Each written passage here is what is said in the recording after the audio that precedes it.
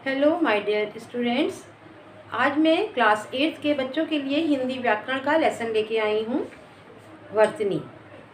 बच्चों, आपको पता है कि हिंदी व्याकरण के बिना हिंदी की शुद्धता का ज्ञान हमें नहीं होता है।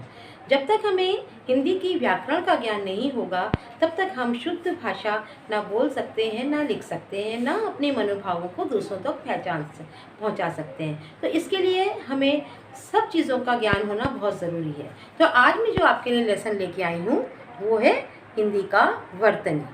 हाँ स्टूडेंट्स,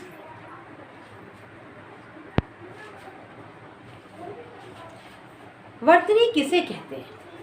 किसी भाषा के शब्दों को शुद्ध या अशुद्ध लिखने के ढंग को वर्तनी कहते हैं। वर्तनी शब्द के लिए हर भाषा में बच्चों अलग प्रयोग होता है। जैसे अंग्रेज़ी में स्पेलिंग्स होती हैं, अगर हम गलत स्पेलिंग लिख देते हैं तो हमारे वर्ड्स गलत हो जाते हैं। उर्दू में हम हिज्जे कहते हैं, हिंदी में हम उसको अक्षरी भी कहते हैं, वर्तनी को हम अक्षरी भी कहते हैं। तो किसी भी शब्द को लिखने की बच्चों एक विधि होती है। विधि यानी एक तरीका होता है। शब्दों को लिखने से इस विधि को हम वर्तनी कहते हैं। बच्चों, हिंदी भाषा में वर्तनी का सीधा संबंध उच्चारण से होता है। उच्चारण का अर्थ होता है बोलना। हिंदी एक बच्चों वैज्ञानिक भाषा है। इसे जैसा बोला जाता है वैसा ही लिखा जाता है। यदि किसी शब्द का उच्चारण त्रुटिपूर्वक है यानी गलत है तो उसकी वर्तनी भी अशुद्ध होगी। जैसे उदाहरण के लिए बच्चों, कुछ लोग लखनऊ को लखनऊ कहते हैं, लखनऊ उच्चारण करते हैं, लेकिन ये गलत है। उच्चारण के अनुसार हम सही शब्द है उसका लखनऊ, जब हम इसे लिखते हैं तो वह भी अशुद्ध हो जाता है।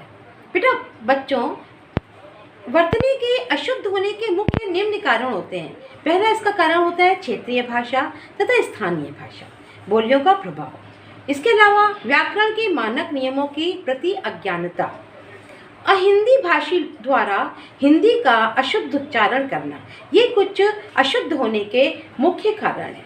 बच्चों, इसकी परिभाषा है कि लिपि के चिन्हों का सार्थक विन्यास ही वर्तनी कहलाता है।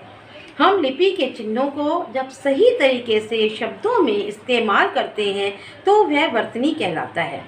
बच्चों, कभी कभी इस अशुद्धियों का कारण देखिए बनावटीपन भी आ जाता है। शब्दों को हम सही ढंग से नहीं बोलते हैं। जैसे कुछ लोग कह देंगे बाजरंग बली, तो बाजरंग बली नहीं होता है, सही शब्द होता है बजरंग बली। या जैसे हम कुछ लोग शशि को शशि कह देते हैं, सुंदरता को सुंदरता कह देते हैं, ये भी हमारी एक अशुद्धि है। हमें वर्तनी के माध्यम से शुद्ध उच्चारण करना चाहिए, तभी हिंदी भाषा को अच्छी तरह से जाना जा सकता है। इसलिए लिपि के चिन्हों का जो सार्थक विन्यास होता है उसे ही वर्तनी कहा जाता है। आज बच्चों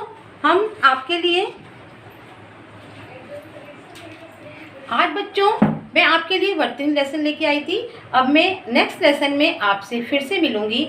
आप वीडियो को पॉज करके उसकी परिभाषा वगैरह पे ध्यान दीजिए, अपनी नोटबुक में उतारिए। उसके बाद मैं आपसे फिर से मिलूंगी नेक्स्ट लेसन लेके।